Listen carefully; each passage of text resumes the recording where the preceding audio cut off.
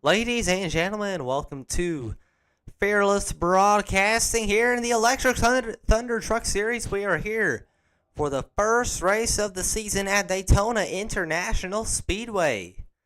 We've got a pretty nice field of folks out here ready to go racing. Alex McGuire will be your pole sitter for today's event. Alongside will be Randy Cornwell. Then you got John Moeller, Dustin Coggin, Christopher Lindsay, John Russo, Dylan Lamp, James Burns, Brandon Wimler, and Thomas Adams. That will be your top 10. Go ahead and let y'all look through the rest of the grid real quick like. Thank you for everybody for tuning in here in the Electric Thunder Truck Series. Like I said, this is the season opener. We've went through a few rule changes regarding incident penalty points and the playoff system. And we are here, coming back, ready to go, stronger than ever. As you see these drivers coming onto the racetrack. Real quick, let's see if we can grab a word with our pole sitter.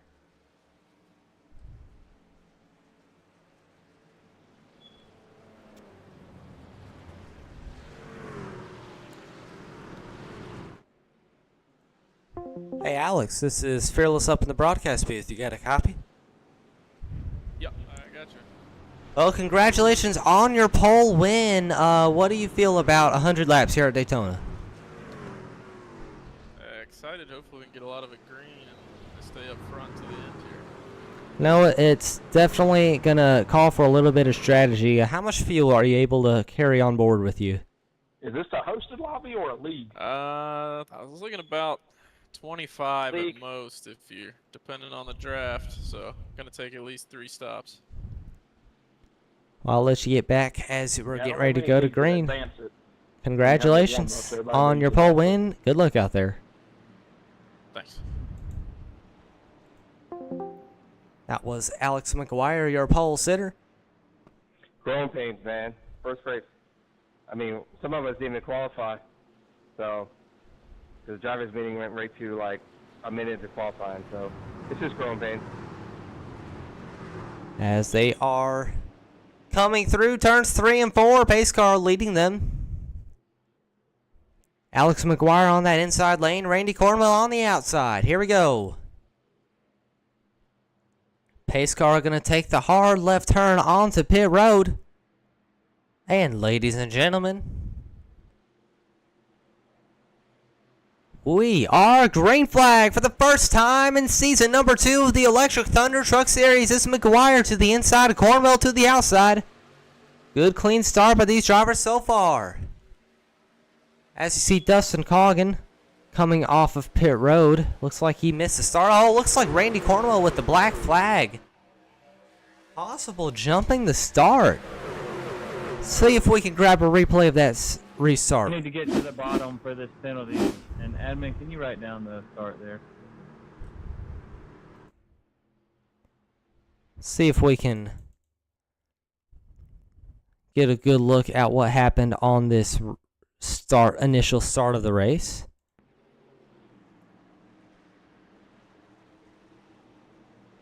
It just looks like he just didn't leave enough room for that 64, and it will be black flagged at the start of this event.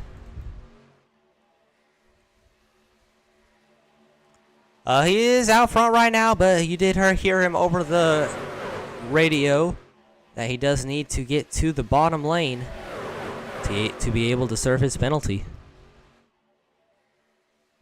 Side by side, Randy Cornwell in the lead at the moment. He will be peeling off any second. John Russo is up there on that outside lane in that number 59. He's got Alex McGuire to the inside. Then he got John Moeller.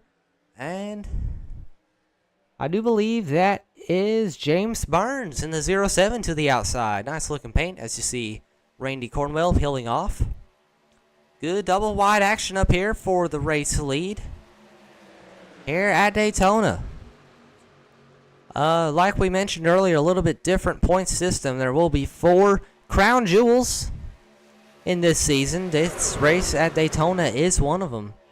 Those are the only 4 races that are a win, and you're in advancement to the playoffs. So a lot on the line for these drivers to get to victory lane tonight.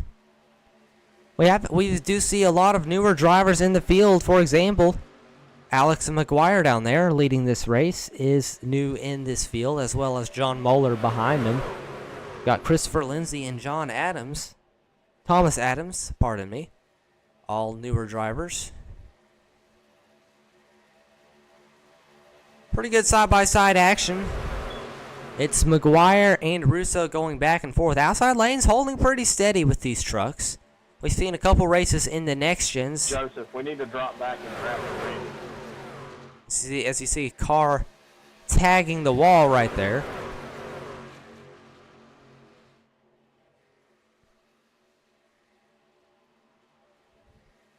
But still side by side, it's a little bit of squirrely on that outside lane. That's that number 12 of Thomas Adams, having a little bit of trouble holding his line. Gotta be the squirreliest pack of leaders I've ever seen. Hopefully they can get going the right direction, not cause any incidents here. Joseph, I'm waiting for Randy, bro. We might as well just wait. If we do that, they'll lap him, and then we'll never catch anybody. As I'll mute that radio chatter for you folks watching at home, but still side by side up here. It's still a dead heat. Outside lane not really able to clear that inside lane. Inside lane's not able to really pull away from the drivers on the outside, as you see now Alex McGuire pulling out a little bit. John Moeller to his back bumper. Good push on the outside. Here comes James Burns pushing that 59 of John Russo. Up on the high side. Can they clear for the race lead? So they come back around through the tri-oval. Oh, Moeller gets really loose. Almost wrecks it. Good control by him, not involving anybody. He will merge back onto the racetrack safely. A little bit early for these drivers to be wrecking. Remember, these drivers do not have any fast repairs today. It's Thomas Adams all over the place. Again.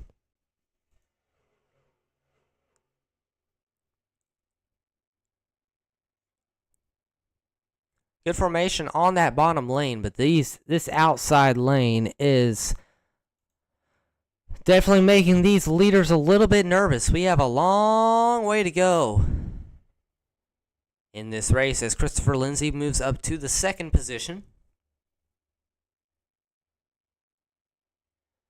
This field does have 18 drivers running.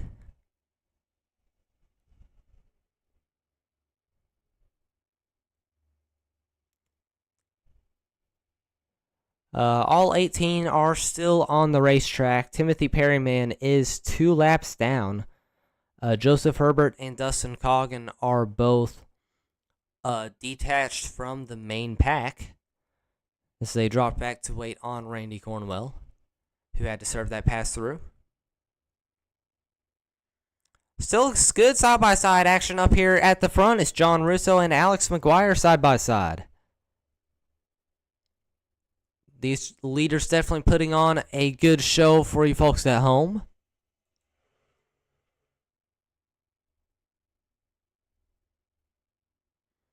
Oh! James Burns almost gets into the inside of Christopher Lindsay. Very close, almost contact there. Thomas Adams took it 3 wide. Still keeping it straight.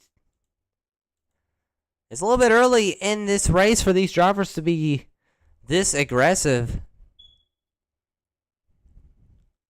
As you see, Lindsay wants to go for the lead now. Christopher Lindsay pokes to the outside. He's got a push from John Russo on the inside. He got Parker Strangit and Brandon Wimler. Both of those drivers are road racers, making a few rookie starts in the oval leagues. Coming up on this inside lane, giving a good push to leader Alex McGuire for Fearless Motorsports.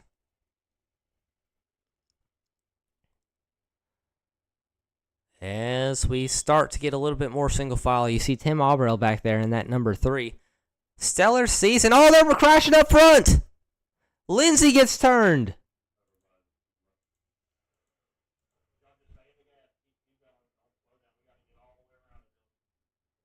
Christopher Lindsay gets turned.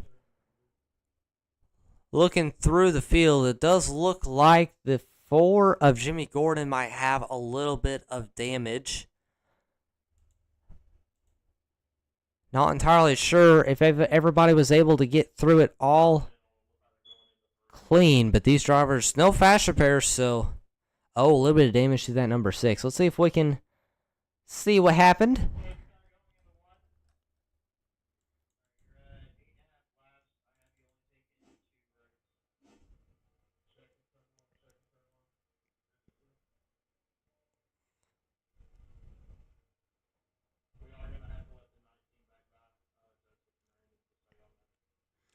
Watching through this replay. Oh, looks like Lindsay.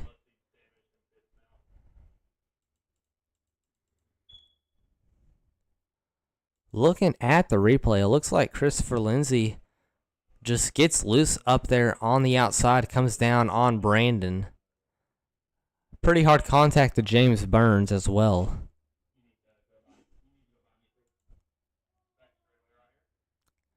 But that will bring out the caution flag first time today.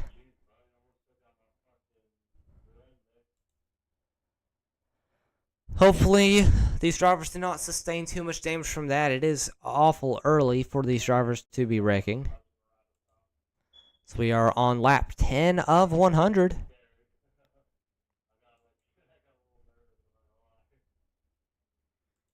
Let's see if we can pull somebody into the booth for an interview.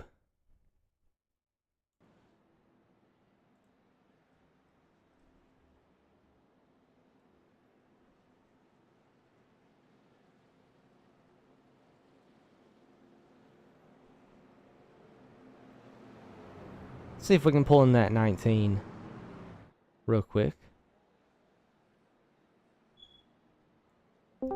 Hey Chris, this is Fearless up in the broadcast booth. You got a copy? Yes, sir, I do. A little bit unfortunate on the outside lane. It looks like you got a little bit loose. Talk us through what happened. I was hoping you could give me an answer, Fearless. Honestly, I thought I was running a good line, and then I was looking at the infield. Lucky dog going high.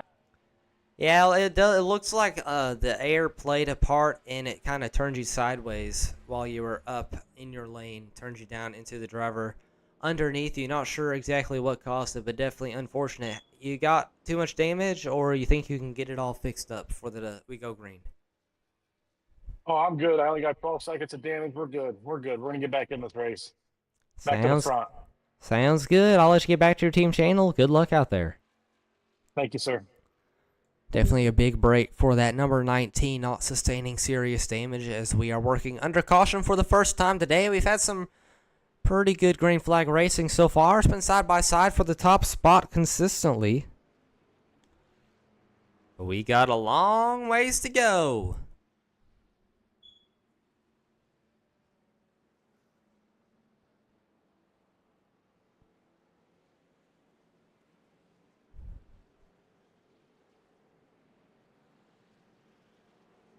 Alex McGuire has been out front leading every lap of this race so far.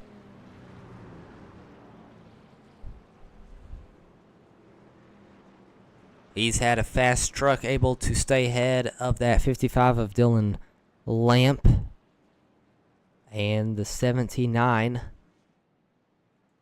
of Parker Strangett, who is currently running the third place. Be sure to tune in next week. We will be here same time, same place. Fearless Broadcasting and the Electric Thunder Truck Series will partner together and we'll head over to Las Vegas Motor Speedway. That is definitely a very fun mile and a half to run on these trucks. Earlier. Is this stages or no?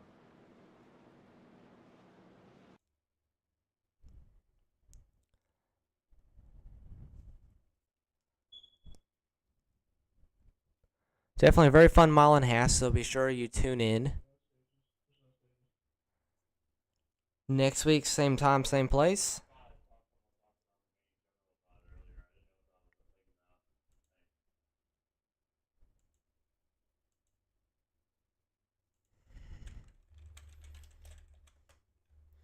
Looks like we have a little bit of a guest up on the booth. Looks like Tyler Clunan is going to be able to join us up here, and usually the driver of that number too. Hey Tyler, welcome aboard. Glad you're able to join us. Definitely know that you would rather be down there in the racing field, but it's been a pretty good race so far.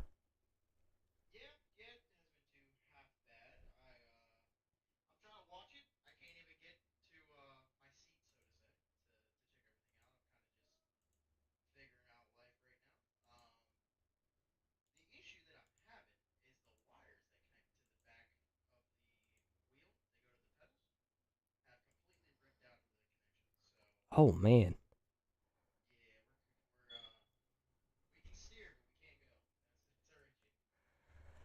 Hopefully you can get it fixed before next week at Las Vegas. But these drivers, there's quite a few new drivers in the field today, and for the most part, they're putting together a strong showing.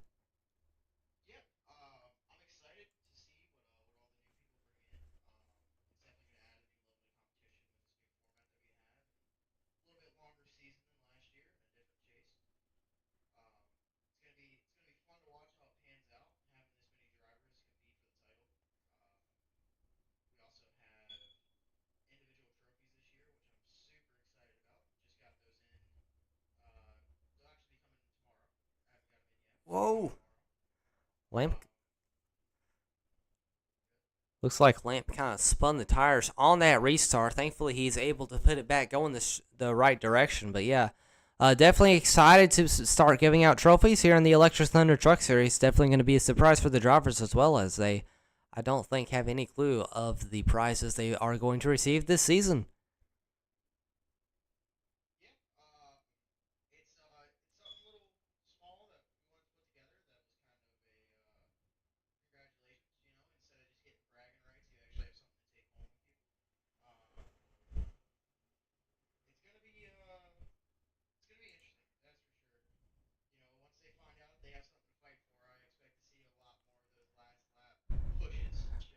For sure, for sure. It's pretty nice seeing this 18-car field all still in this race. Most of them on the yellow line, just trying to run this race out a little bit longer. We have a long way to go, approaching lap 15 of 100. Already had one caution, but thankfully nobody seriously damaged in that one. Were you able to tell what happened? Because I pulled in the driver of that number 19, and he was not sure what happened himself. He said, one minute I was looking straight, the next I was looking at the grass.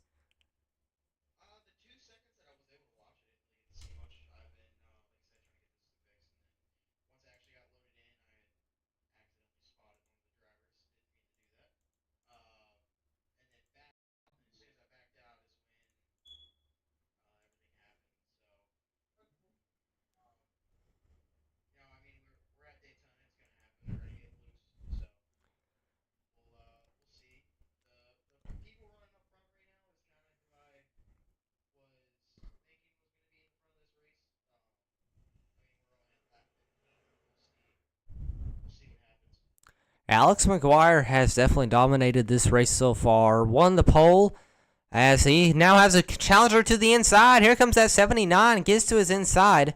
And McGuire is going to be shuffled closer to the back. Good run by the 55. He's going to take it 3 wide.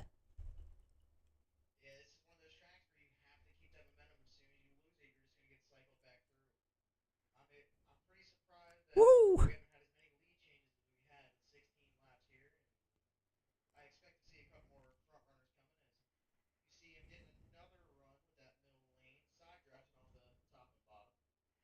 Russo tags the wall a little bit. That's going to completely destroy the momentum on the outside lane temporarily. And Parker Stranger and your teammate Tyler Tim Aubrey first and second. As McGuire, aggressive move to the outside.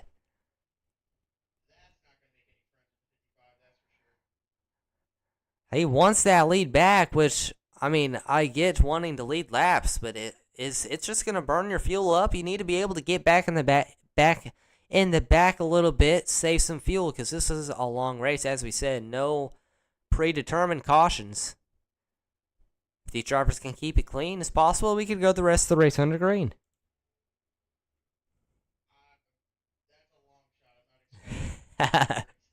Nobody is. See, Thomas.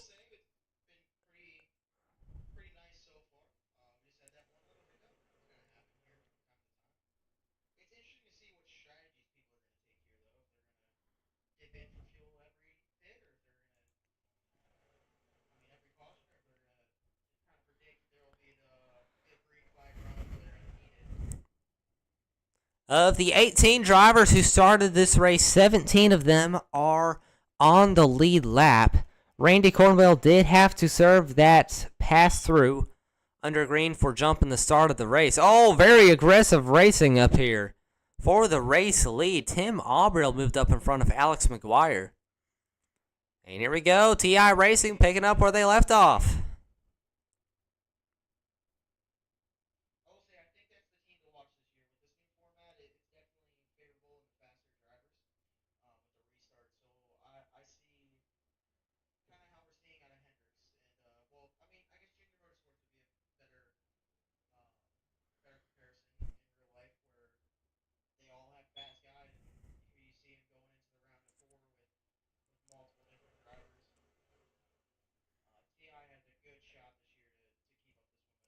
We won't really be able to see what the evenness of the field looks like until we get to Las Vegas, really. This is, after all, a play track.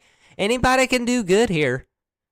But it's going to be interesting when we go to that play track to see who really is the front runner, if it is TI Racing, if it is a Fearless Motorsports driver, or if Dustin Coggin will pick up where he left off, dominating the season. Or if maybe Revolution Racing can pop up out of nowhere and get a few surprise wins.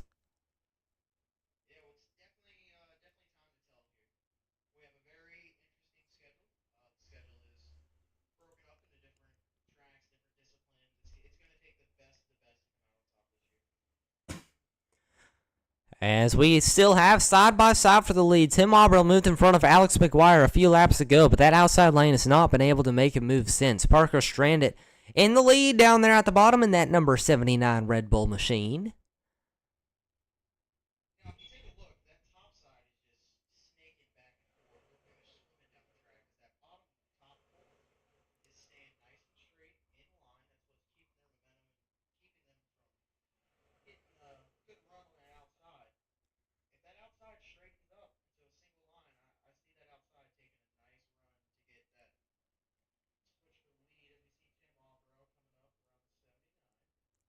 Which, in all fairness, I did hop in one of these trucks in practice just to feel what it was like before I hopped in the booth up here. It was incredible just how squirrely these trucks are. You see Thomas Adams all over the place.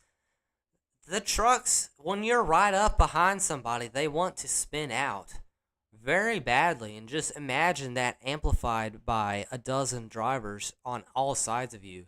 It's incredible these drivers are able to keep it straight as Thomas Adams running the top lane up the track. Whew.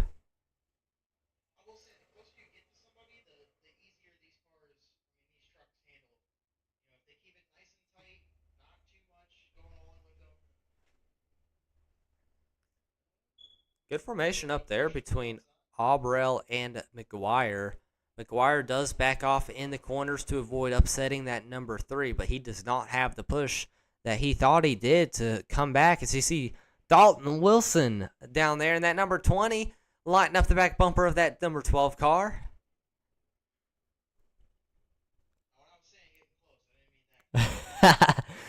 He was listening to you. Still side by side. Neither lane really able to get a run on the other. This is, as a fan, this is fun to watch. As a driver, this is one of the most frustrating feelings you have, especially later in the race. Take for example, that 83 of John Moeller. Let's ride along with him for a second back there in this number 10th position. He's on the inside lane. He's got somebody to his outside. He's got people in front of him. I guess John Russo is a better example, but he's got people in front of him. Oh, they're making in front of him!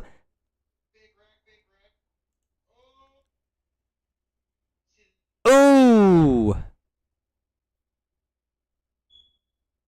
Not sure what happened there. But we saw a huge crash right in front of that 59 of John Russo on lap number 23. Made it a little bit longer that time. With no fast repairs, though, this is going to be interesting. I don't see any meatballs, thankfully, so these drivers still have a chance to get back in this thing. But let's watch. So it came from the front row. Watch this number 3. What ended up turning him? Oh!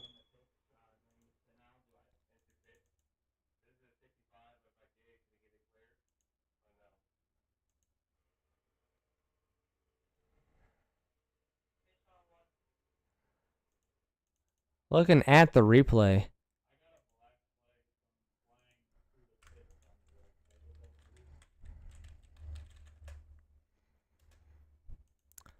Alright. Apologize for that. Race control is not available at the moment. But watch the 64 coming down to side draft as the 12 is coming up. That just looks like a racing incident to me. Those drivers just coming close to each other. It is early in the race to be this aggressive side drafting. I will say that.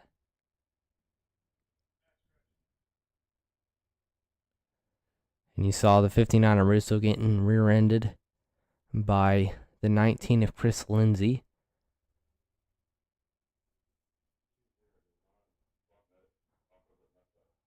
Watching the 59 of Russo moves up the track out of control and is tagged by that 07. So definitely highly unfortunate circumstances for 12. everybody involved.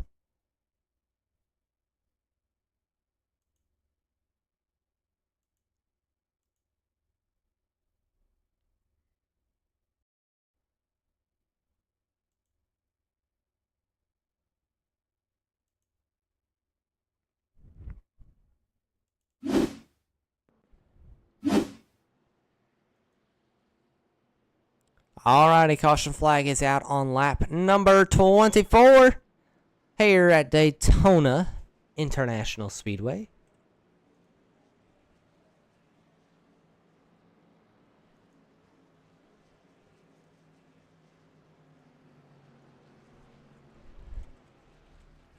Going high. Here's some radio chatter. 64, you don't need to drive down the middle of pit road, bro. You need to get to the right.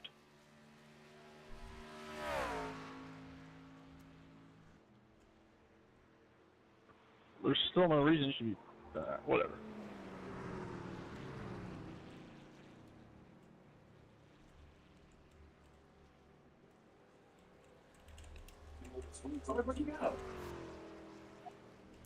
Alrighty, working under the caution flag here at Daytona International They Speedway. pulled me up to the booth. I'm now commentating.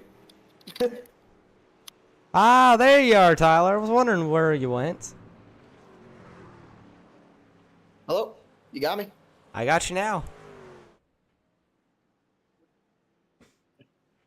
You got me? Apologize for the connection issues. As you see, that 19's got a little bit of damage on that front left, and the door is a little bit scratched up. Hopefully that does not hurt the aero of that truck.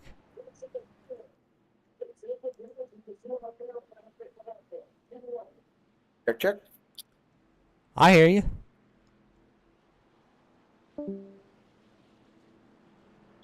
Looks like our buddy up in the booth still having a few connection issues, but caution flag.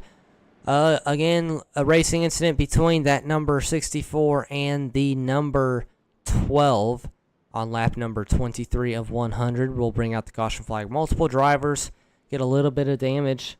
Looking through the field, I'd say Looks like everybody's on the lead lap now, so that is good.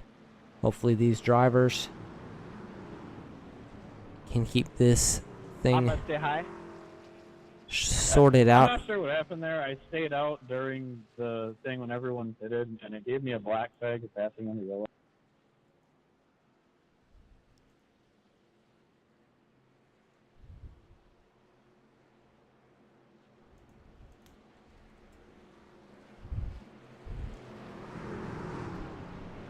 Alrighty, Christopher Lindsay will be your race leader. Parker Stranded on his outside. Then you got Jimmy Gordon, first time we said his name today, and Dustin Coggin. Quiet start to the season. Hey, Tyler, can you hear me? Yep, I'm back now. I love it. I love it. We're just having a ball today.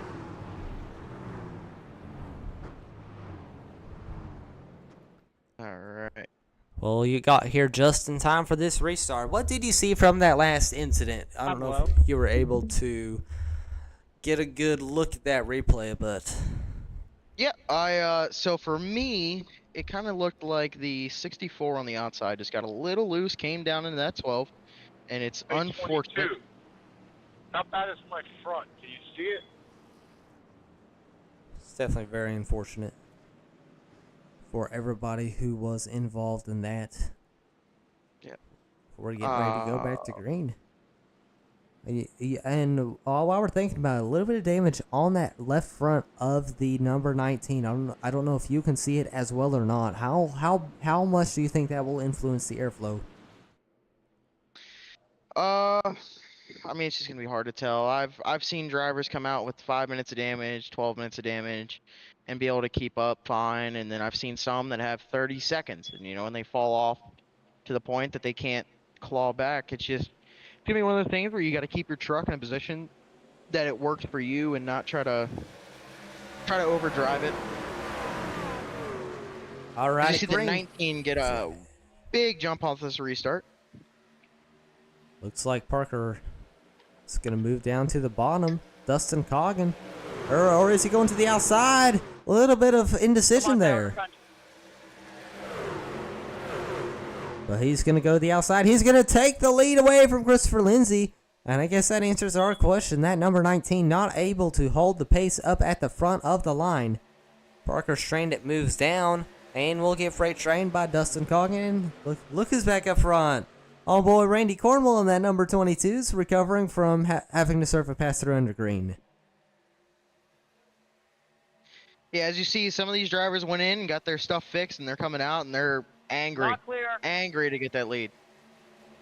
See a little bit As you see the 64 making another hole for himself. He's driving a little bit aggressive today.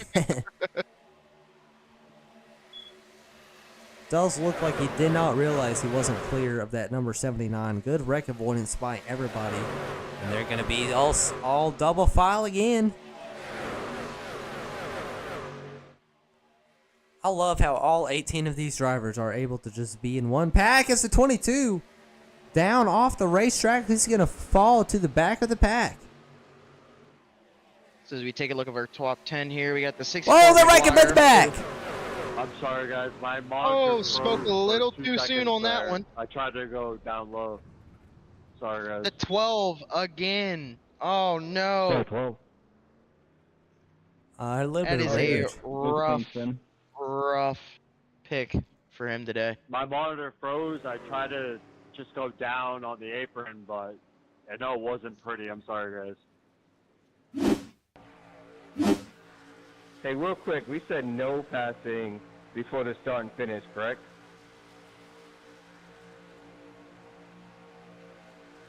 That's correct. Because that definitely happened in front of me. All right, just making sure. Oh, yeah. You heard a little bit of radio chatter about the 69 of Start. Too big of a gap. Joseph Herbert. Oh, I get that. It wasn't even up there. It was organized and someone still passed. It wasn't like he was maneuvering from the gap or not. Alex McGuire will come out from all that with the race lead, though. He's had a fast car today, Tyler.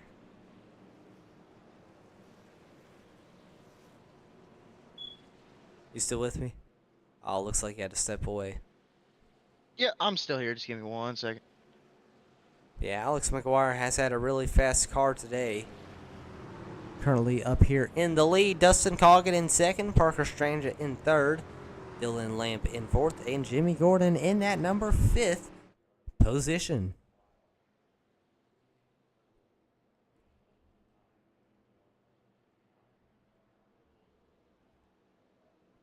Hey, John, did you make it out of that clean? I think I saw you spinning. As we see a couple Yeah, of the no, it's drivers gonna cost me a set of wheels. repairs here, fuel. I'm sorry, I didn't catch that. No, I gotta go change wheels. I got bent rims. Sorry about that, man. It's all good. So a little bit of technical issues did cause that last incident.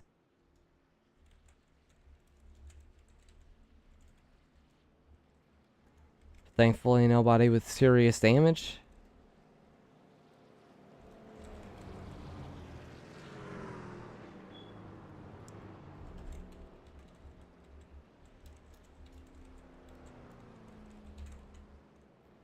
Seeing some drivers stay out to get a little cycle going here.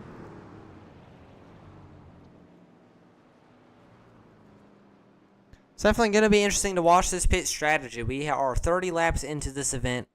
70 laps to go. We have had 3 cautions so far.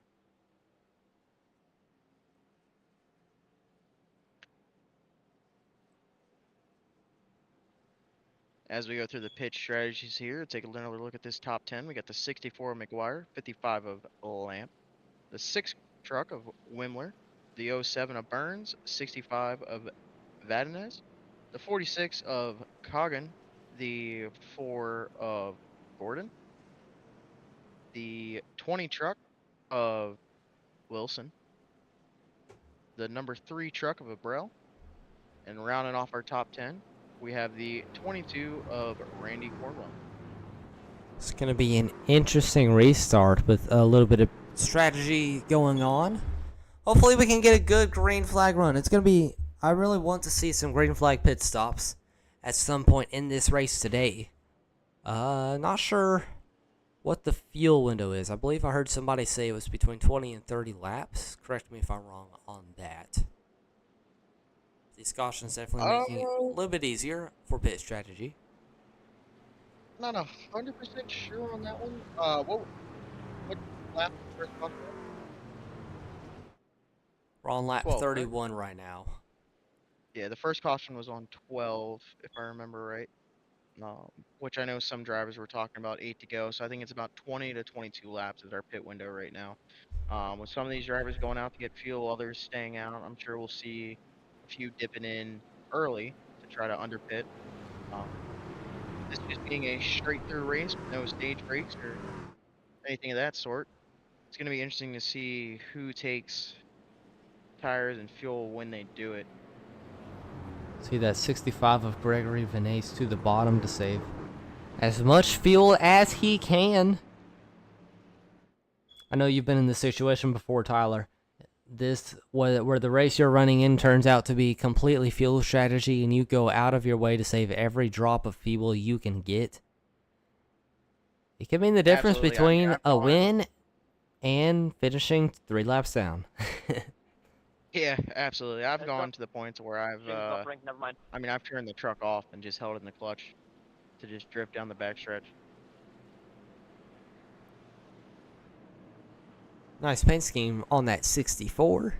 Up there in the lead, he got Dylan Lamp to his outside. Pace car leading them around to come back to green. It's been a pretty clean race for the most part. We have had a few mishaps, but I guess you can say it's just restrictor plate racing. Like we said, hopefully we can get single file and go a little bit longer. They are running double file. They have ran double file the entire race long. So definitely hope to see that go away. Yeah, I'm more than surprised that they've stayed double file. I'm kind of expecting them to start filing in just one by one and get a lot of green laps here. 64 with a nice start. Dylan Lamp gonna go to the bottom lane. And here's the 07 going down to the bottom. Dustin Calkin now leading that outside lane. As another car diving to the bottom way back yonder. Oh, for the lead. Here comes Dylan Lamp to the outside of McGuire. He's got no help. Or does he? Look at the mess transpiring on the backstretch. Here comes the 6 of Brandon Wimbler. He's going to go to the outside, give a shove to that number 55. And Dylan Lamp will go to the race lead for the first time today. Lamp down to block that 64 of McGuire. Brandon Wimbler will now lead that outside lane with Jimmy Gordon and Tim Abrell, my apologies, behind him. But coming around to the start-finish line again, it's Dylan Lamp at the line. It's going to be interesting to see if they stay this 2x2. Everyone's trying to gain any position they can right now. Still 67 laps to go. I mean, they're not going to win it now. They're not going to win it in the next 5 laps. They just need to settle in, keep the good track position, and not try anything crazy. I know me and you definitely worked a lot on this schedule. We definitely made a lot of these races quite longer than the previous season. So strategy just has to be a little bit different. Jimmy Gordon way to the outside, comes back down, clear of that Tim Abrell machine. He just wanted to make sure the wall was still there. You know, had to go up and find out how high he could go. Brandon Wimbler in the lead today. It's going to lead that lap. Jimmy Gordon now getting a good shove on that outside lane. I will say Tim Abrell is one of the best pushers I've seen in a while. As he pushes him in the corner when I say you cannot make this stuff up sometimes.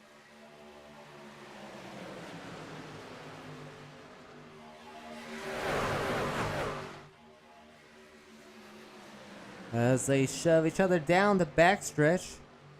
Good racing up here as Joe Gordon gets taken 3 wide. Oh, netcode Aubrey turns him hard into the wall. Big crash.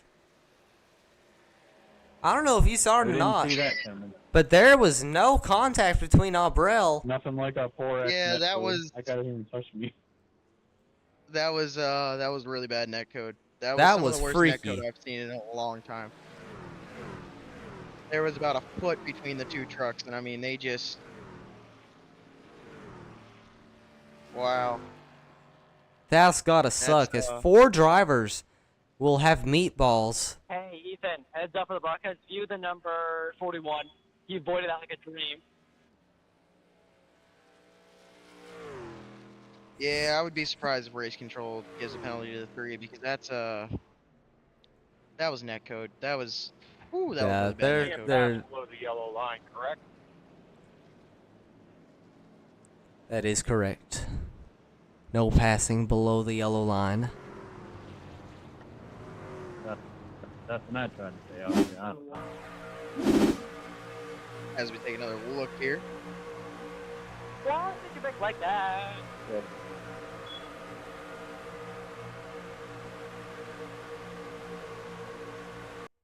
Alright, so right here, you saw Gordon kind of tap the wall a little bit, which it happens.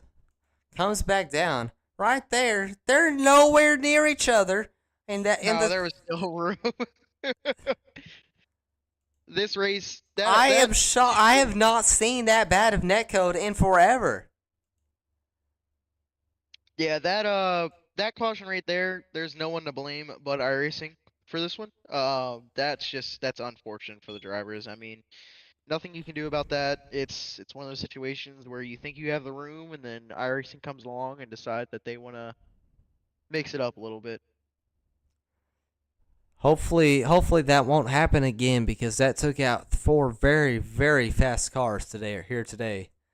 And with no fast repairs, it's going to severely hurt these drivers' chances of continuing this race, really. Yeah, I wouldn't say it's gonna hurt the points too much. I mean, it's the first race. We still have more tracks to go. This is kind of one of those races where everyone comes out, just has a good time. I mean, of course, everyone wants to win. Everyone wants those 3 points for the chase, but at the end of the day, one race isn't gonna hurt anybody.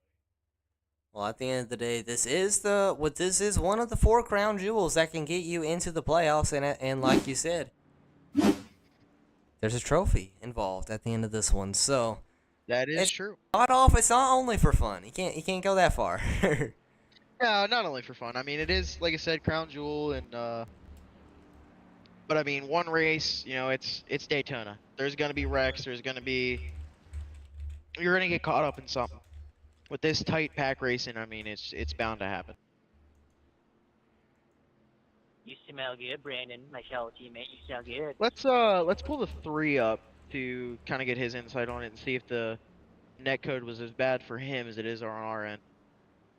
I like that idea. Let's see. Hey Tim, this is Fearless and Tyler up in the broadcast booth. You got a copy? Yes, sir. How you doing?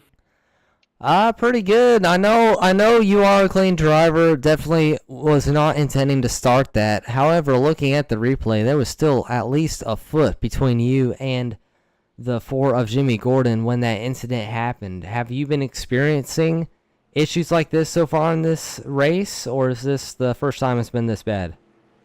Are you saying there was netcode on that? It was That was some of the really worst bad netcode netcode. we've ever seen. Okay, yeah, I don't know what's going on. I have fiber 5 gig internet, so I know it's definitely not on my end. He was bouncing around a little bit there. On the last couple laps prior to that, if you actually go back and watch him, you can see where he was bouncing out high, and I was kind of like backing off, and he was kind of like, his truck was kind of bouncing. It wasn't really smooth, but then when he went high on that one, he was like up against the wall on my screen. So then I was like, it looked like he was actually in the wall. So then I was like, all right, well, he's in the wall. I'm going to go ahead and go around.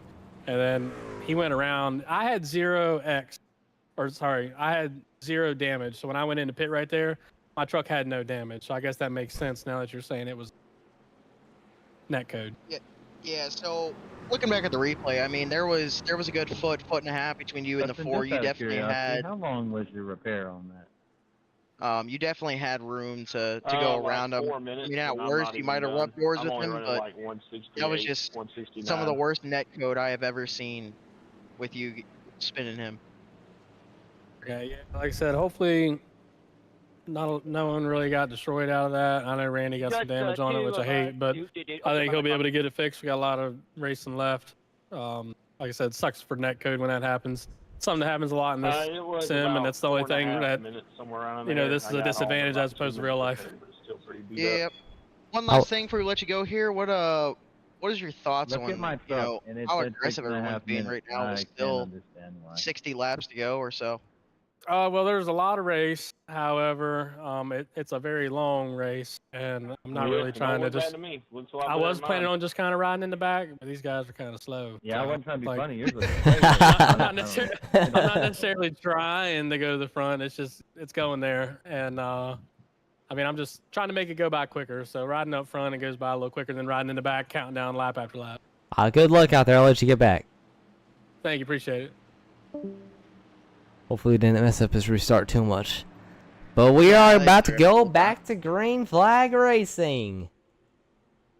We got the 6 of Wimler up front.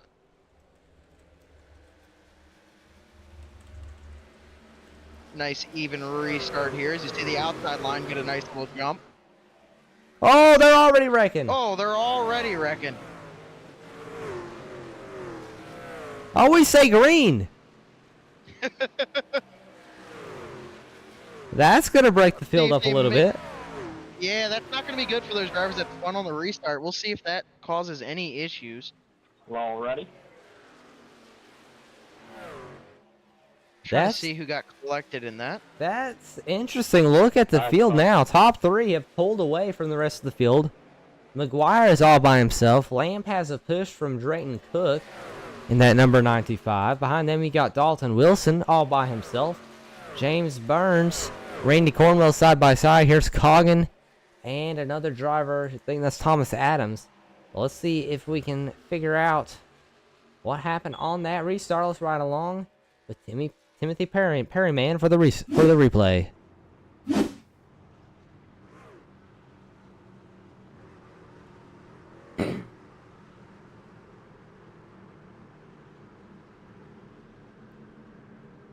So looking at the replay here. James Burns, what are you doing? Oh, look at that.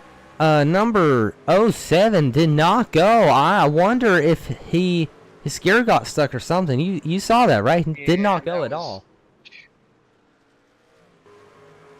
He got the green flag and looks like he just threw it in the neutral. That's highly unfortunate for everybody who was involved in that incident and got slowed up because of it. So looks like Alex McGuire has caught the draft of the lead pack. We got Parker Strandit, Tim Abrell, Brandon Wimler, and Alex McGuire in the first pack. And then let's see where Dylan Lamp is. Looks like Cook, Wilson, and Cornwell are all together. Most of those RTI racing, as Wilson does go to the outside. Leave the 55 behind. As a team strategy, I would see, yep, Drayton Cook's going to pop up. Those other two are going to get behind him and just start pushing them to the front. If we're going to have a green flag run, now's going to be the time with the pack being split up the way it is. Well, another thing to look at with the pack being split up like this is it's going to take... a single file line, there's no way the rest of the okay. I'm trying to let you lead. Another thing about it being split up like this, I was about to say it's going to be a lot less likely for them to be a caution, but Timothy, we do have a caution on the We're in racetrack. a 4-pack field and y'all wreck each other. Unreal. Well, this looks like, from the sound of it, it happened up front. We'll see what happened. Oh, that Brandon Wimler. This has got to be interesting. Four drivers. Or out, I should say. So that number 6 is a rookie. They were running side by side. Oh yeah, two of those, all three of these drivers are rookie drivers. Watch Wimler. Oh, Another net code. that one looks even worse than the one before. Another net code. Look This at is the gap insane. between them. Whew. All right. Well, I'm definitely not going to be looking forward to going through these incidents after the race. Yeah, that's... Wow, that's bad. I don't even Y'all have need anything to better say on internet. That was That's, some crazy net code. Can we penalize the iRacing? Is that... I wish. Man, that was bad. Yeah, that is the second incident in a row caused by serious netcode. So, I will say get from the 6 sounds of numbers, it, get, it sounds like the drivers are talking about GL, just getting get up GL front picker. and leading, because they have a feeling this race is going to go to time. What's your thoughts on that? I mean, honestly, I probably should have put a little bit longer time limit on it. But yeah, with how many cautions we are having, it is possible that this race could end a little bit shorter than the desired distance. Yeah, I Hopefully we mean, can with get... 48-second laps, if they just keep it clean for the most part, we should be all right. Should be alright, but with all this netcode, this is getting It's a little not bit good. interesting. Let's see if we can pull in somebody to have a little chat with. Not that anybody's in trouble, but Yeah.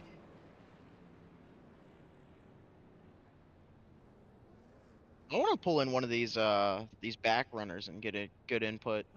See what their strategy is. I will definitely pull in Brandon real quick and get his viewpoint. Hey Brandon, this is Fearless and Tyler up in the booth. You got a copy? Yep. Well, we went and looked at the replay. That McGuire was nowhere near you, and your car just went around. That's the second time we've had some serious netcode like this. What do you think this means for the rest of the race, as we still have a long ways to go? Well, I have about 6.5 minutes of optional repairs now. Oh, man. Gave me wheel damage. Oh, that sucks. definitely very unfortunate, especially considering there was no contact between the two of you. Glad you were able to join us this season. Well, how do you feel about Las Vegas next week? I mean, I like Las Vegas, so I mean, pretty good. Well, hopefully you'll be able to get some of that damage fixed up and get a few more positions. But I'll let you get back to your team channel. Good luck. All right, thanks, appreciate it. That was Brandon Wimler in the number 6. Definitely highly unfortunate. Stuck in the pits with damage. One thing I would like to do is pull in that 95. It appears that he's the only one that stayed out. I'm kind of curious on what his strategy is here. We'll pull in the 95 of Drayton Cook real quick. Drayton, this is Fearless and Tyler up in the booth. You got a copy? I do. What's up? So, as we're going through the pitch Why does strategies it here, we see you 07 stayed out. fail? What's okay. what's your Here's your play strategy. here with not following everybody else's lead about going in? You got to make 2 stops to go, no matter what, whether you pit there or not. So might as well just get up front, get out of the chaos. Well, there you go. Love it. How do you feel as netcode is becoming more and more prevalent in how this race is shaping out? I mean, netcode's never fun, so there's not much we can really do about it either. So, guys just got to make good pushes when they have the opportunity to, and keep the cars as centered as possible, not so much left and right. We probably won't have so many of those problems, but we'll see how it goes. Well, good luck. But the way out we're there. going right now, you think we're going to finish under checker or under distance? It's looking like a distance race right now, but hopefully we get strung out here. It'd be nice. Get some green flag pit stops in and just run this thing out. Well, there you go. Have a good one. Yes, sir. It is an interesting strategy twist, having a shorter time limit to these longer races to try to force these drivers into another realm of strategy that they're not really used to playing in.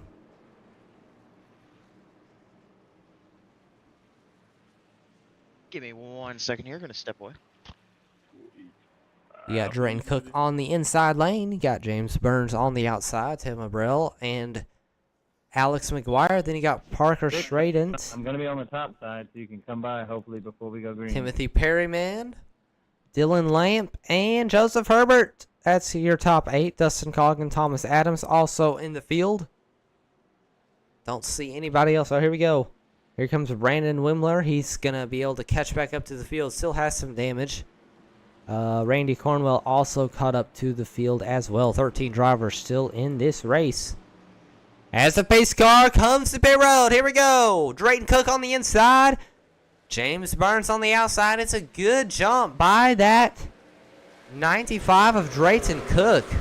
Outside lane did not go again. That 07 has had some serious issues under these restarts. And that's going to shuffle McGuire very, very far back in the pack. As we are on lap number 45 as McGuire posts to the outside of the 07 of Mr. Burns. These drivers trying to get a little bit single file, get some green flag racing in so that we could hopefully get to the end of the 69, get in his draft when you're scheduled behind him, or laps. don't run out of his lane.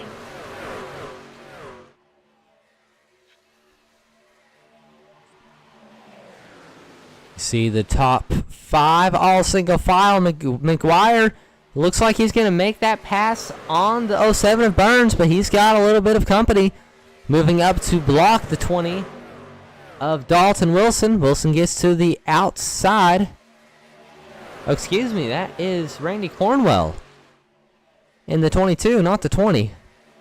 And Cornwell will now give a good push to that 64. Here we go. It's McGuire, Cornwell, and Coggin up there on that top lane. Here comes Strain. He's going to go up the block. Side by side, racing up here at the front. McGuire weaving back and forth a little bit. Inside lane kind of broken up. Here we go. Side by side, these drivers trying to get some positions. Cornwell almost takes a 3 wide. Has to back off. 64 is all over the place right now.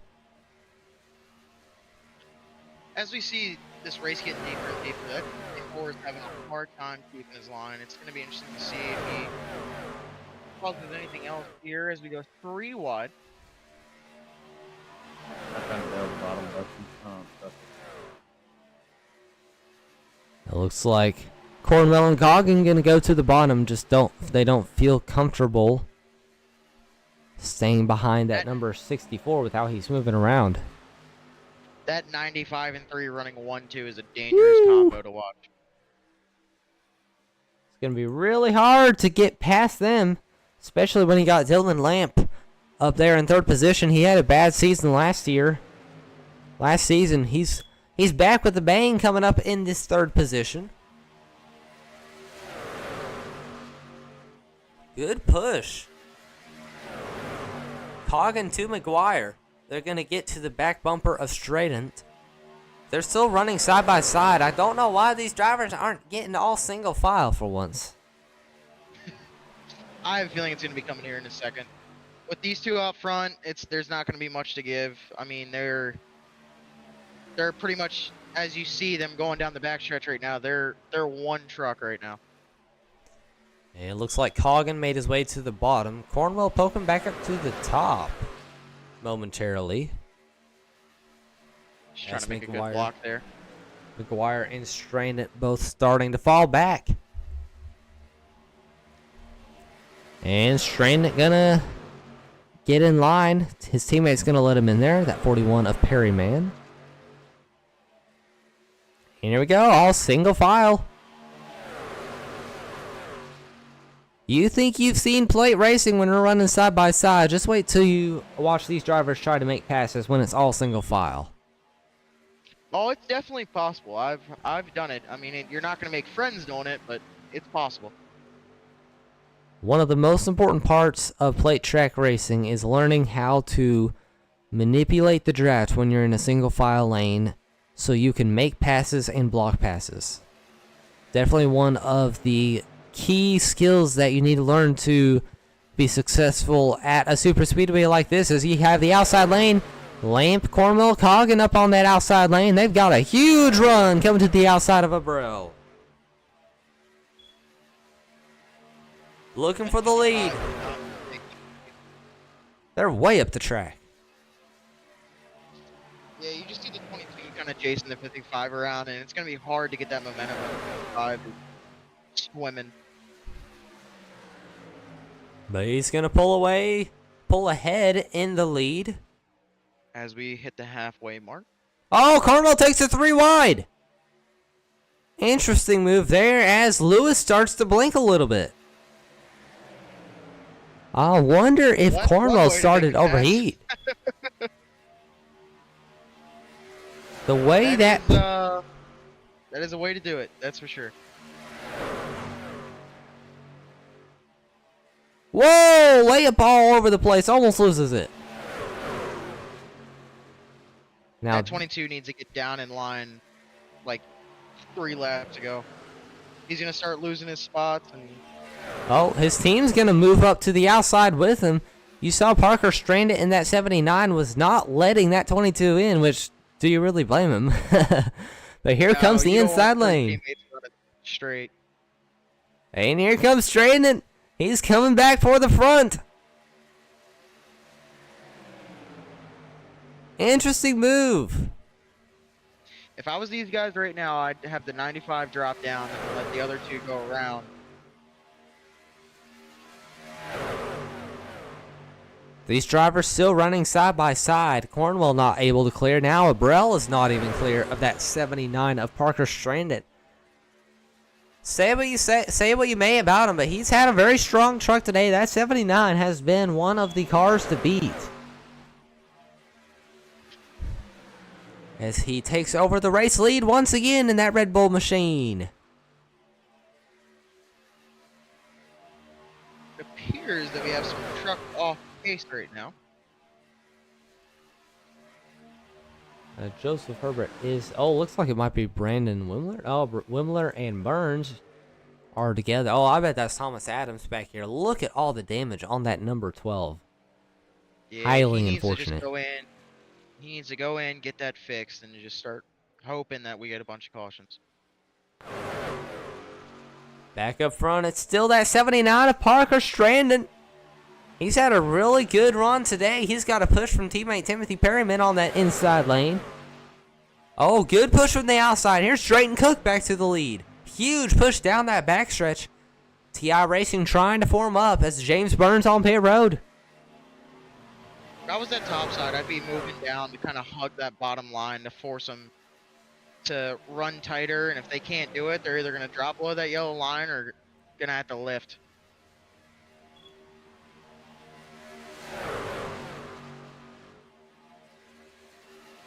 Still really good racing here at Daytona International Speedway, as we are just over halfway here in the Daytona 500 for season number 2. Tell us a little bit about those trophies that each winner will be receiving. Yep, so every round's going to have its own trophy. It's going to be a little display of the track with the series name as well as what round you won at. They come with a little base. You know, they're going to be, like I said, a good desk piece to put out there and a little conversation starter. Definitely another prize that these drivers will be fighting for this season is a custom diecast of their own truck. WIO Outlaw Custom Diecast Designs has partnered with the Electric Thunder Truck Series, and the season champion will be receiving a free custom diecast of their truck paint. So these drivers have something. Oh! 55 gets put in the wall. And he's going to lose the draft after that one. Oh, no, Herbert's behind him. He still might lose the draft, but... Yeah, if they can get 2x2, I'm sorry, if they can get a good little single file push there, it's going to be hard to catch those guys, but it's definitely possible, that's for sure. Here's Coggin moving to the outside of the sports car brothers. Not necessarily brothers, but sports car teammates. That's a risky move to make, but if it pays off, it's going to pay off well, that's for sure. Look at this run from Alex McGuire. He's definitely going to lose. Coggin's going to lose that spot to that 64. Look at there, 6446. It's two drivers running, both of those drivers running a really good race so far today. Look at this push by Timothy Perryman to Parker Strandon. As Dylan Lamb back in the draft, although look at how much ground he's made up in just a lap, all the way back to the outside of Coggin and McGuire.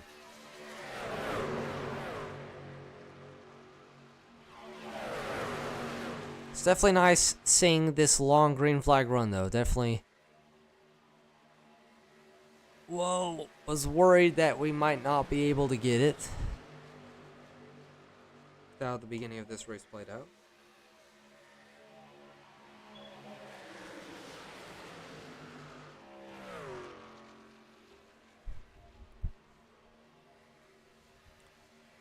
Another special sponsor this season is Colton Cook's Designs. On the side of every truck out there, you should be seeing some special contingency logos.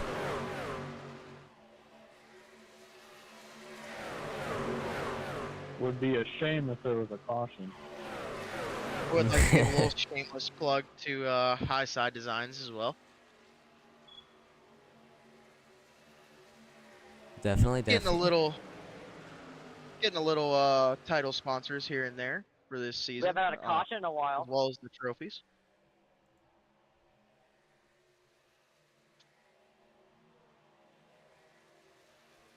Few of these drivers, you can hear a few of these drivers asking for a caution, but where there is no stage, I mean, we got a green flag. We might as well take it. You know what I mean? Like, we've yet to see some green flag pit stops. This could make or break the race for multiple drivers. I have a feeling once you see one dip down, they're all going to go with them. Hopefully these drivers do call out their pits so we don't have a big pile up, because it would be a shame if everybody on the track had a meatball. It'd be a shame for some people. I wouldn't mind seeing it. I think it'd be pretty interesting to watch. I'm here for the chaos. I think at lap 60, half the field should drive backwards. Well, we're coming out to lap 60, so we shall see. We shall see. Still nobody calling out any pits. 41 car pitting lap 65. Oh. Wait, did he say lap 65? Yeah, Or did he say... He said 65. That's, I mean, not he sure called his pit, but... I'm not sure if he meant next time by or actual lap 65, but we'll see. Interesting move by the 41. Here comes the push from the outside. Teammates Coggin and Lamp going at it. Nothing Good would pushing. warm my heart more than if the 46 decided to check if the catch fence works. that would be great right now. Oh, Wimler in the wall back there. Definitely having a rough day. Here we go, side by side for the race lead, though. TI Racing. TI Racing's just sitting there saving fuel watching these guys. Like, they are in the prime spot right now. Yeah, that top 5 is just everywhere but where they need to be right now. Which, I can't blame them. It is fun to watch, especially with how long of a race this is. I might get my wish if this keeps up with them dipping and diving. Someone might check to see if the catch fence is working. Alright, so watch that 41. According to the 41's pit call. Oh, here comes TI Racing to pit road. That's going to shake some things up. Now, the question is, are the 41 and the 79 going to go together, or is the whole rest of the pack going to pit on lap 65? That was a little bit of a mistake, I would say, by the 41 calling out when he was pitting, because TI Racing just short pitted them. They had plenty of warning. They had plenty of opportunity to do so. Yeah, if I was... I mean, I still say it's a little early. If I was them, I would probably went about 63 just to put a little bit more buffer, but I mean, that's still a great pitch strategy. Here they come around. Still... Nobody's dropping down. That's interesting. Which, I mean, if I'm McGuire... Hitting this lap. Oh, so Coggin's gonna come to the pits on lap 63, and Lamp. So what pack will McGuire go with?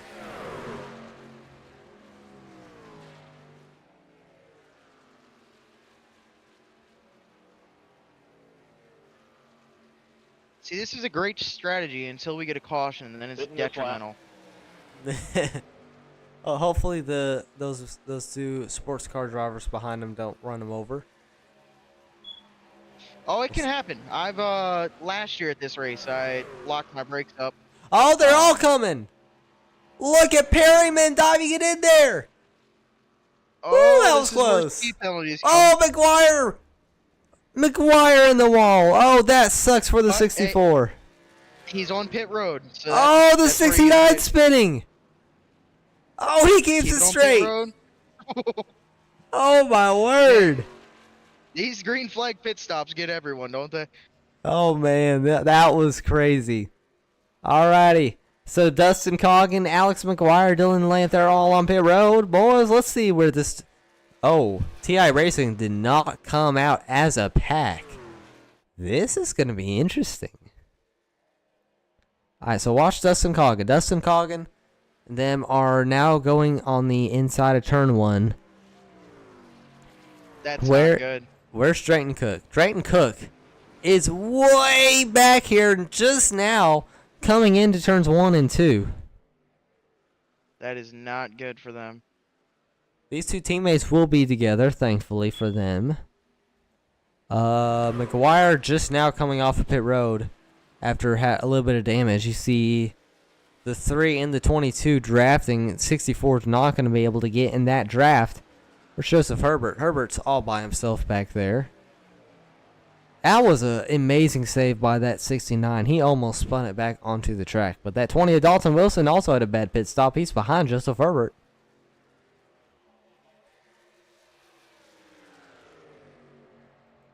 I don't know if caution save them right now or not. This is the kind of Daytona racing that we all the fans want to see. Because you never know how this is going to shape out. You got Lamp and Coggin up here. 2 cars. We got 3 cars. It's Cook, Stranded, and Perryman. Cook's been racing with TI Racing, but he has no teammates anymore. Behind them, you've got Abrell and Cornwell. Very aggressive bump drafting, trying to catch the pack with Cook. Is it possible Cook is holding this pack of sports car drivers back to allow his TI teammates to catch up with him? That would be the smart move here. I mean, they're all in the lead lap, so if they just keep it where they're at, they'll be good to go. Alex McGuire definitely had the bad end of that bargain.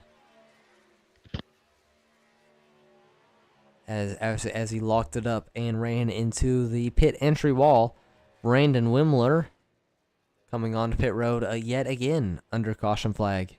Definitely a tough break for him, but at least he does have 11th position right now.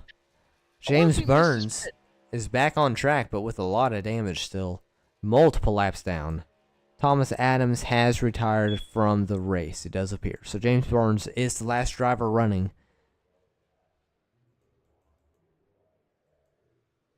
And Dylan Lamp is out here in the lead, but this 3-car pack has got him. Here's Cook to the outside for the race lead. Wait for me. We can draft together. I'll follow you. So the pack of 3 caught the pack of 2. Now it's a pack of 5. Those TI Racing teammates in the back have no chance of catching this pack now. If Drayton Cook keeps them slowed down, they could come back. He's got to be careful with that, though, because these drivers around him are very aggressive, they're very fast, and they're going to have no problem going right around him if he slows down too much. Or through him. Or through him, yeah. Some really aggressive pushing by that 19. I wonder if the TI cars, I wonder when they wreck if they drop bottles of barbecue sauce. I mean, they are in a truck, so that bed could be holding a couple of cases. And if that's the case, I might run off this booth here. The secret to why the TI racing cars are so fast is they don't have oil. Instead, they have barbecue sauce in their engines. Yep. They run on barbecue sauce, not oil. It's always fun to see them up front. The high side 100 in Knoxville, I expect the track to be extra slippery from the little barbecue sauce slicks they're dropping everywhere. For sure, for sure. Plus, we have to go make sure the track is watered down. It would be a shame if somebody accidentally put barbecue sauce in the trucks instead of water. Drayton Cook up here in the lead. Lamp a little bit squirrely.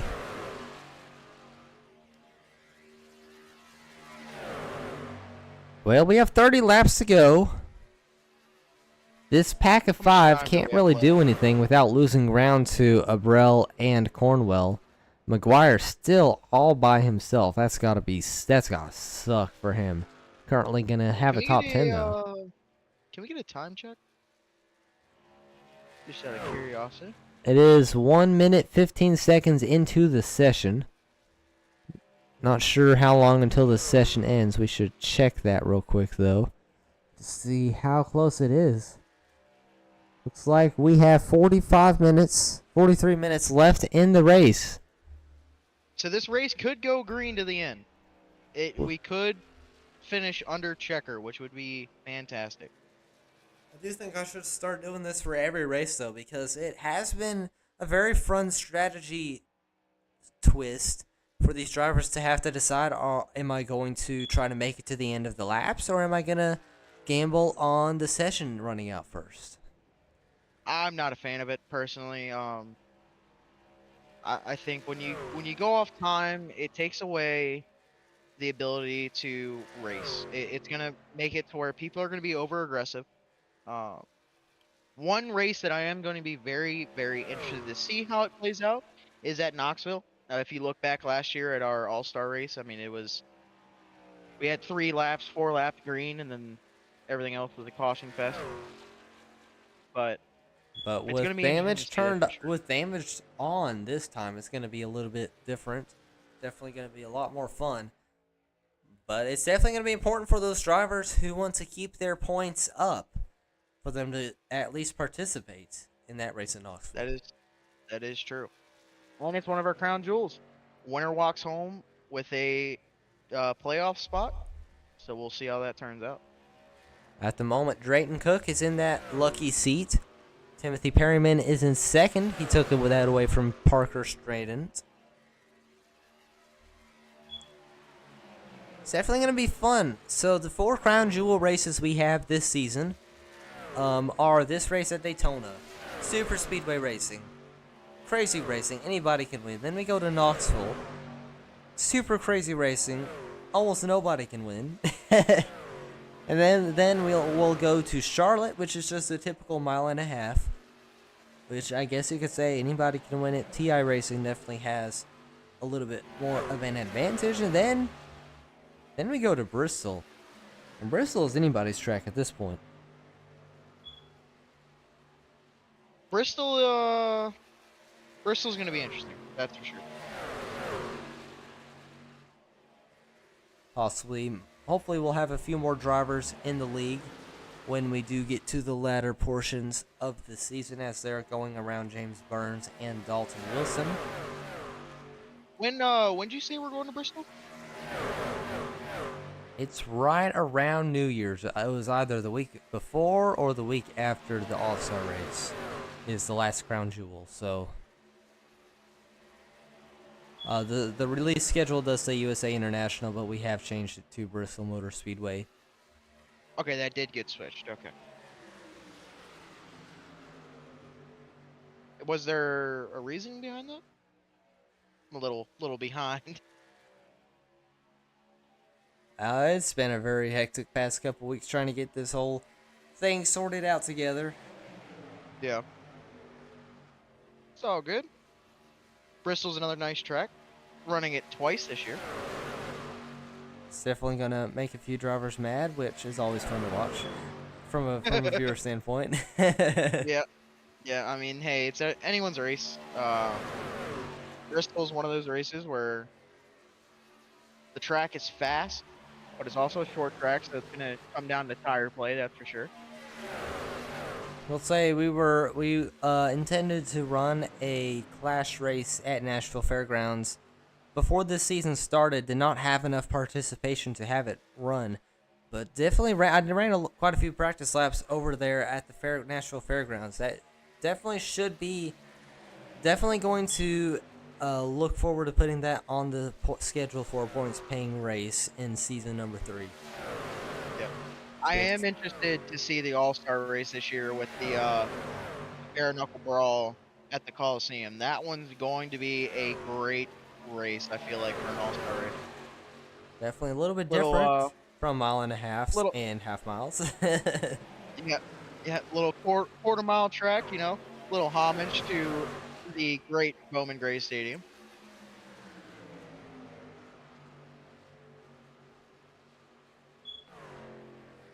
Look at this push. Timothy Perryman is given to that 95 of Drayton Cook. They're pulling away from the Abrell and Cornwell group.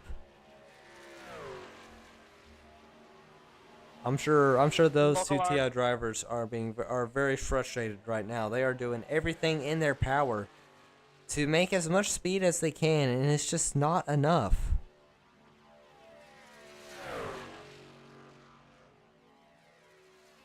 Two drivers. They just need to keep able to move fast enough. Yeah, they just need to keep running where they are. I mean, they're making enough time to where if we have a caution, they're not going to go a lap down. As you see, Dalton Wilson, 69 of Herbert, already a lap down. It's going to be interesting to see if we get a caution out and Dalton gets his lap back here. Oh, here they come. They're coming up on the 64 of Alex McGuire to put him a lap down. So now we're going to have two battles in this front pack. We're going to have this battle for the lead, which has been a little bit non-existent at the moment. But then he got Alex McGuire. He's going to be battling Dalton Wilson and Joseph Herbert for that free pass position. Now, are we going to have another caution? Possibly. Probably before this race is over.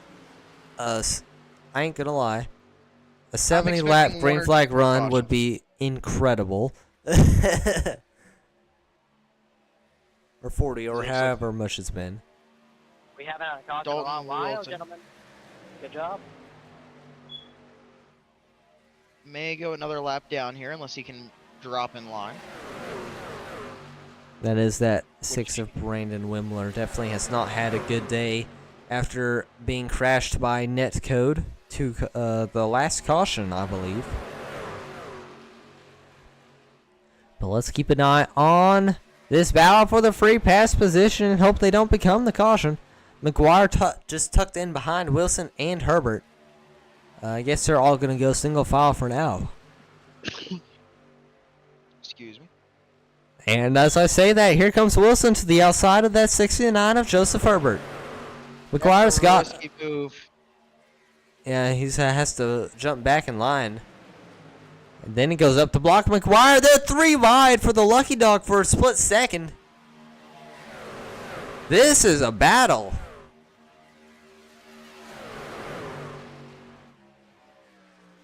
Here's that 20. He's going to get to the outside of the 69. He had his nose ahead. Needs to drop back in line right here. Oh, McGuire's got the spot.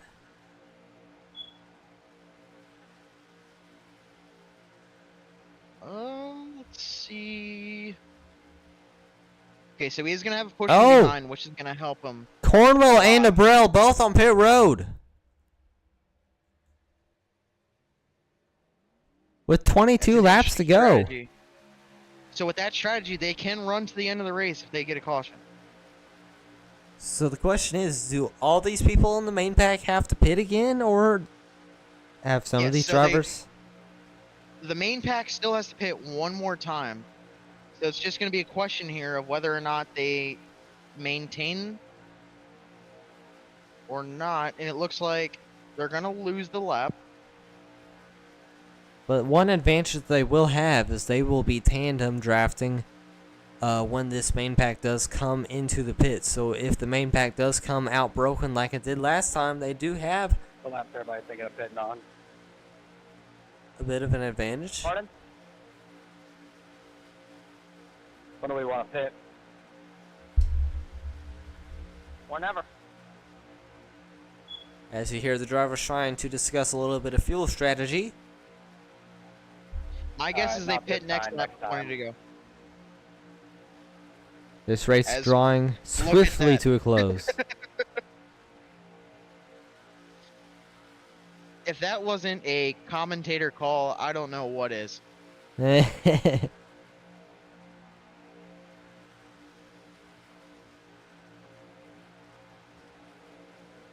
If it stays green, I see that first 2-pack that went in winning this race.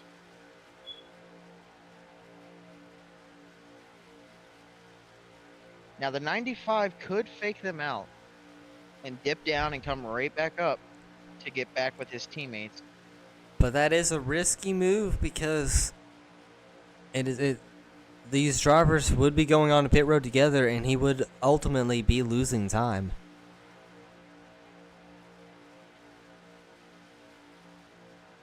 You know what? Fitting this lap. Let's have a little bit of fun, shall we? Let's ride along with Dustin Coggin Right here. to come into the pits. As he's Going all the way a low. little bit of chaos. I'm Looks not like- sure how this is going to shape out. Looks like our main pack's gonna come into pit here. We'll stay where we can see everybody in case there's a wreck. Oh, look at the 20!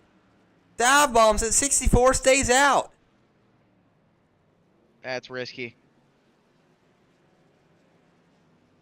This is crazy.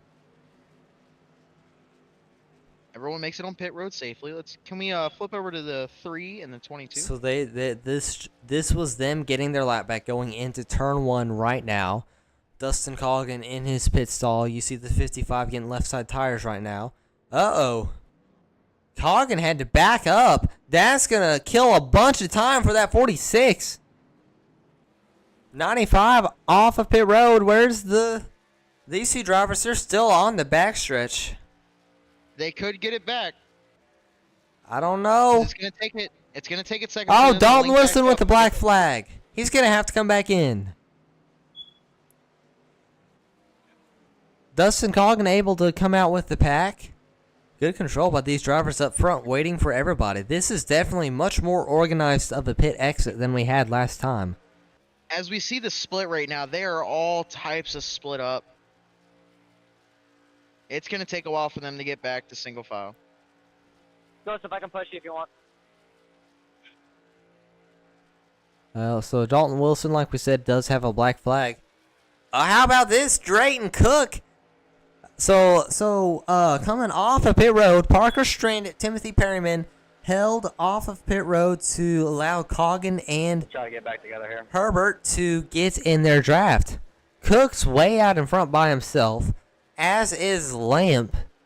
These drivers, I'm sure they could get single file and catch up to them and let them in their draft, but I could also see them going around the 95 and trying to leave him behind. Let's get them, gentlemen. All right, Timothy Abrell, excuse me. Who's that he's catching? I believe that's the 64 of McGuire. Let's see if the 64 tries to cut him off or if he's just going to follow him behind him. You see T.I. using him as a drafting help up to his back bumper. 64 going to move down the line. A little late. It's a little late. It's not going to be enough. I'll hold it. Don't worry. Lamp and Cook now together. They've got 15 laps to hold it. And this group back here, they've got 2.5 seconds to make up if they can stay single file. It's definitely not as tight of a pack as maybe might be. They might have need. Oh, yeah, they're catching. Cook is now, that gap's now down to 2 seconds between first and third.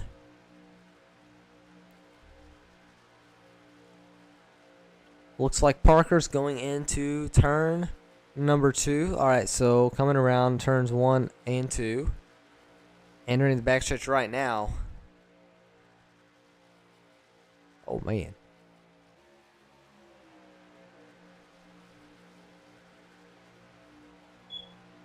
Does look like Abrell and Cornwell are a little bit less than a straightaway behind Perryman and Coggin. They do have McGuire in their draft, but McGuire just possibly just saving fuel, you think? I think he has a little damage from earlier, which is hindering him from getting up there. If he would get up there and push them, those three could catch the pack and then be another contender for this lead. And we have a pass for the lead. They caught and passed that 95. So Parker stranded in his debut start here in the Electric Thunder Truck Series is out front with 14 laps to go at Daytona International Speedway. If Cook wants to get to him, this is the kind of race we wanted to see. Green flag pit stop strategy. Multiple stops, completely throwing the field in chaos. You know what they say, cautions bring cautions, and they're going to be coming, that's for sure. See that 6 going to the outside? How long has this green flag run been? This is definitely slightly abnormal, but definitely appreciated.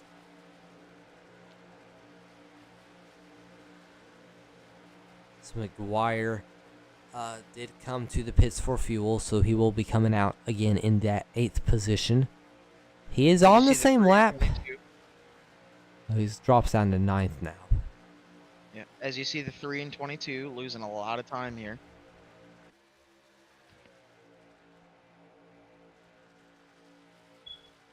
They were gaining a little bit of time when this pack was only two really good pushers and Coggin, who's just hanging back. But now that it is a full front pack, they just don't have a chance.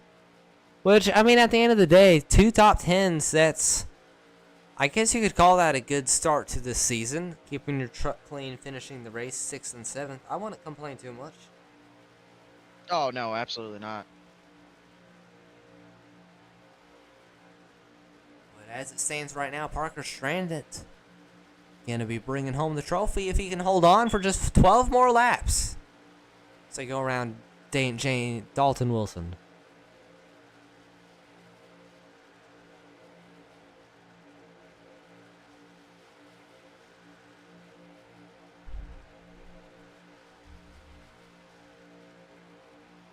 You know, one driver I'm not seeing Dustin Coggin. Oh, there he is. There he is. For a minute there, I thought I lost the draft, but he's back here with Herbert and Wilson. Good move by Coggin. We've seen him fall back a little bit and has been able to catch quite a few drivers onto this lead pack. So he's definitely trying to make this pack bigger so they can pull even further away from Abrell and Cornwell.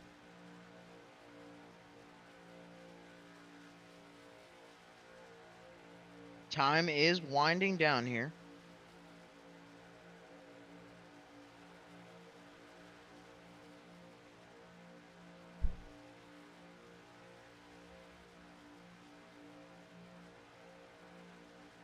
So they come around, and it will be 10 laps to go at the line. While still a little bit calm. You know, one thing we always love to do is get a ride along. We'll start out with the gyro cam just so you fans at home can see how big the banking is.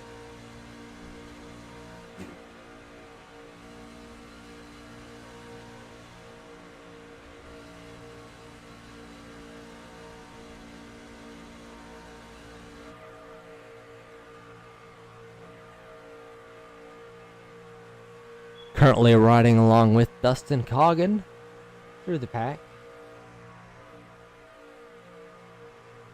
As you see, Cook did step out of line. That will give Lamp the spot up to 3rd.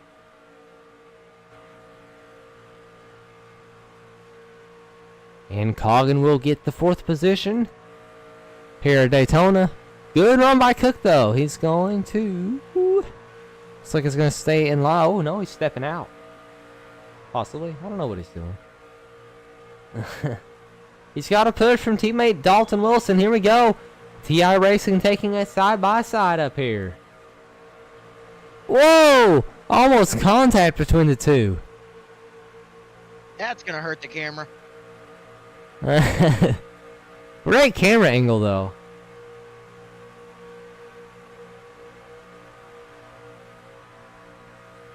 I know we don't have enough time. We only have 9 laps to go.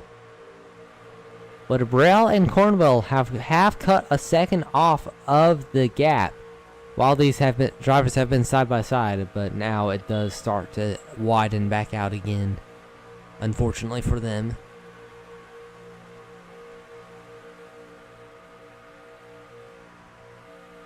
Lamp's a little bit squirrely right in front of this 46.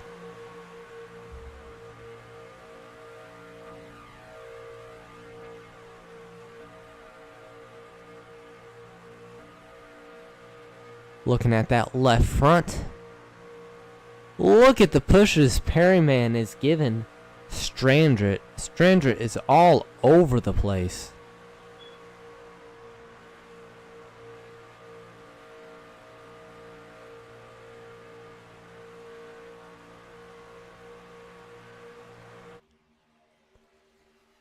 So they come back around. We're going to have 7 laps to go now here at Daytona International Speedway.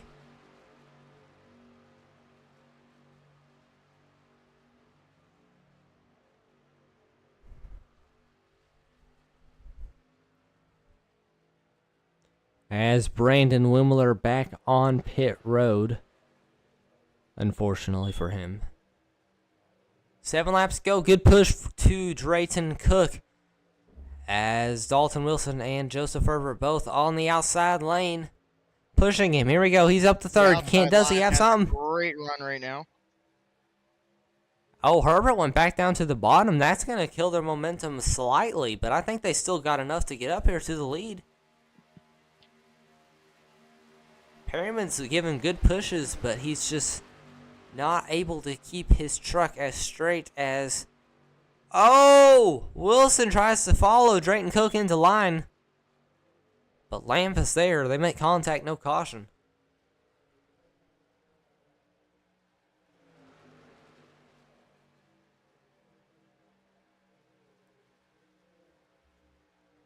Oh, Cook almost looked outside for a second. So, for the people watching at home, just so you guys know, I do have the 95 of Drayton Cook sitting next to me running this race. And just hearing the driver talk is killing me right now. It's really hard not to laugh. Oh boy. Here's Dalton Wilson coming up on the outside lane. Trying to see if he can get to where he can give a push to that 95.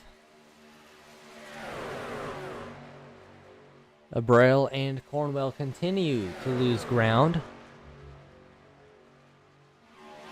It looks like they might be going to lap down soon.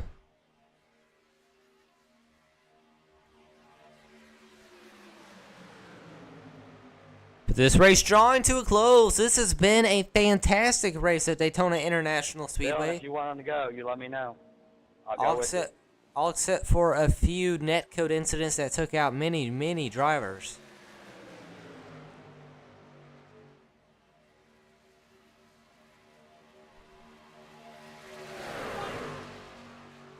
Cook goes back out of line. Lamp takes advantage. Oh, he's going to go to the outside with him. Here we go. Oh, never mind. Lamp cannot make up his mind what lane he wants to be in. But Cook's got to run to the outside of Perryman.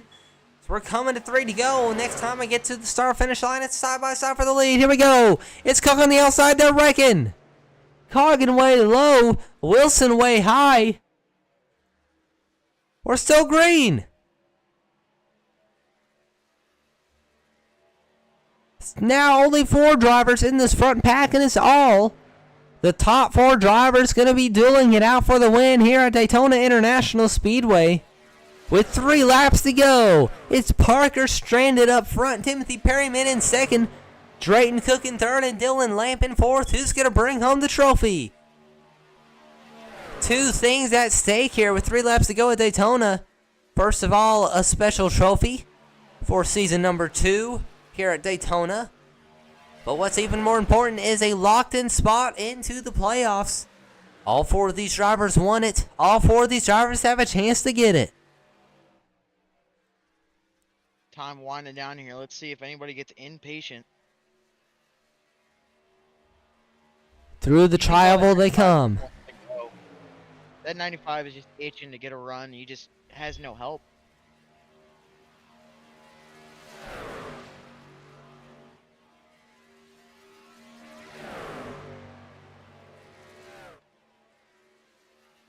Oh, Perryman almost got to the inside, is stranded for a minute there. Here he comes. He's got to run. He's got help. Side by side for second. It's Cook on the outside. He's got help from Lamp. Down side by side for the lead. I guess it's all going to come down to who is the better pusher. And it is hands down the drivers on that inside lane. Lamp just not able to get to the back bumper of Cook.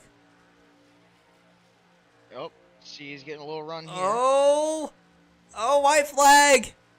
Lamp let Cook out to drive for a second. Oh, Perryman's all over the place.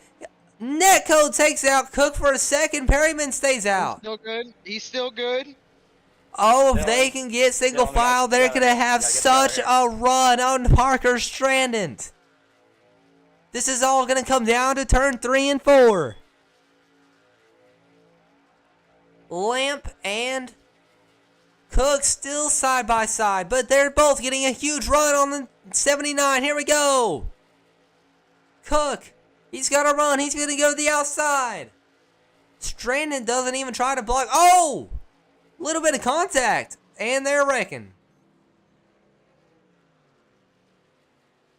And Dylan Lamp will sneak by and Wow. take the checkered flag.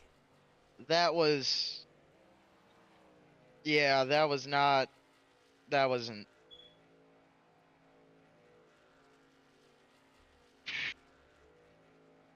Little I bit, mean, I understand. little bit Fighting for the sketchy of the position. I mean, if ending. that's not a penalty, I don't know what is. Yeah. I'm gonna have to agree on that little chatter we heard there. That was Good win, Dylan. I mean, I know fighting for the lead, but he had an outside run and then just cut down on him.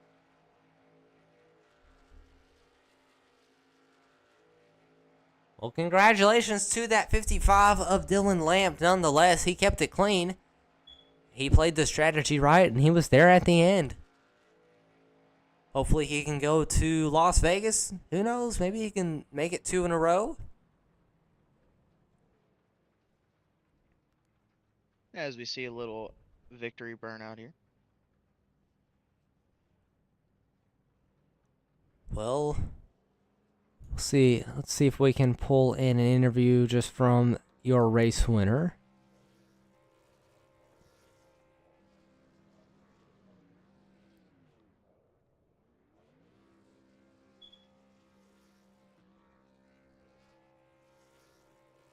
Come on. It's been a little bit difficult on me today. No. Ah, there we go. Hey, Dylan, this is Fearless and Tyler up in the broadcast booth. You got a copy? What is up, my man? Well, very, very interesting finish, but congratulations on your Daytona 500 win. I'm sure you're excited about this, but I'm sure you'll be even more excited here in a second. Oh. Well, Tyler, are you going to do the honors? Yep. Congratulations on the win. It was in a nice spot right there. Thank you, thank you. You excited for Las Vegas? Of course. Well, before we let you go here, and you got anybody to thank? Anything to say? I want to shout out, we got new engine manufacturer, all new trucks in the off season. Clearly it paid off. I'll let you get back to your team channel. Congratulations on your victory. And I'm sure you cannot wait to get that trophy in the mail. Thank you, thank you. Well, I guess it's about time for us to hop off of here. A little bit of business to attend to, I am sure. Thank you, everybody, for tuning in. I would, before we get off here, I would like to pull in the Drayton Cook of that last finish. I want to see what was being said between those two. There was some chatter. Drayton, it's Tyler and Fearless up here in the booth. You got us? Yeah, I got you. So coming down to the end there, you had the run on the outside, and it looks like he just tried to run you to the wall, and then that was that. What was it from your end? Well, his teammate or whoever he's working with in the 11 doored me twice down the straightaway like a lap before, and then tried to turn me into one after he doored me again. So I guess he was upset about that, but that's just kids being kids. These kids get in here and they have no respect. I got the run on him on the outside. I was going to race him back to the line, clean one-on-one, and I just got straight put in the wall. So it's what this league breeds. A lot of times this league breeds a lot of people that have no respect for how to drive. But we'll see Parker probably back in 15th next week when we actually have to put brakes in the car. So I'm good with that. Well, there you go. You have it. Damn, that's crazy. Before we let you go, do you have anything to say? Yeah, thanks to Cornwell Barbecue Sauce, all the TI guys had a pretty good plan there. And I can't wait to see Parker and his teammate in the coming weeks. There'll be a little bit of, you're not going to get raced the way I would regularly like to race you. So going forward. Well, there you go. You have it from our third place finisher of the 95 truck, Drayton Cook. Thanks for sticking by. Well, I guess it's about time for us to hop off here. Thank you for everybody who has tuned in to the opening race here in the Electric Thunder Truck Series. Thank you, Tyler, for hopping in here, even though I know you wish you could have been out there racing. Thank you to our league sponsors, Colton Cook Designs. Be sure to look them up if you need any kind of graphic designings for your race car or hauler or anything like that. Special thanks to Cornwall Barbecue Sauce for everything they do for the league, and thank you to WIO Outlaw Design Custom Diecast for coming on board and helping us this season. Well, be sure to tune in next week, Las Vegas, same time, same place.